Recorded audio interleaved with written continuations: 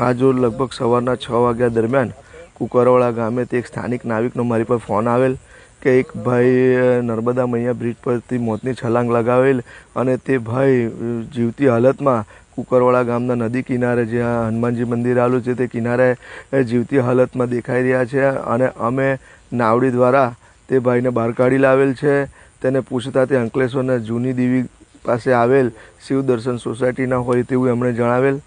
ત્યારબાદ તેઓએ મને ફોન કરેલ અને હું ત્યાં પહોંચી ગયેલ છું મારી ટીમ સાથે અને તેમના પરિવારનો સંપર્ક કરેલો છે।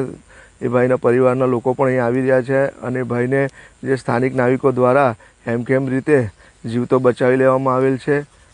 આ 15 દિવસની અંદર ત્રીજો બનાવ છે। નર્મદા મૈયા બ્રિજ પર નેટ કેમ નથી લગાવવામાં આવી રહી એક બહુ મોટો પ્રશ્ન ઊભો થઈ રહ્યો છે। દશામાના વ્રતના બીજા દિવસે એક વૃદ્ધે જીવંતી કંટાળીને ભૂચકો મારેલો તેને પણ સ્થાનિક નાવિકો દ્વારા બચાવી લેવામાં આવેલ।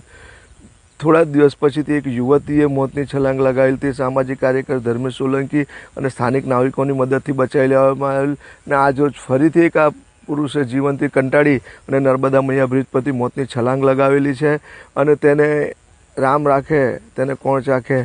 જેનું જીવન બાકી હોય તેને મારવાવાળા કરતાં બચાવવાવાળો બહુ મોટો છે તેવું કહી શકાય। આ કુકરવાડાના જે સ્થાનિક નાવિકો છે તેમણે એમને બચાવી લીધેલા છે અને એમના પરિવારને બોલાવેલા છે। માટે મારો તંત્રને અનુરોધ છે મીડિયાના માધ્યમથી કે વહેલીમાં વહેલી તકે નર્મદા મૈયા બ્રિજની બાજુમાં નેટ બાંધવામાં આવે।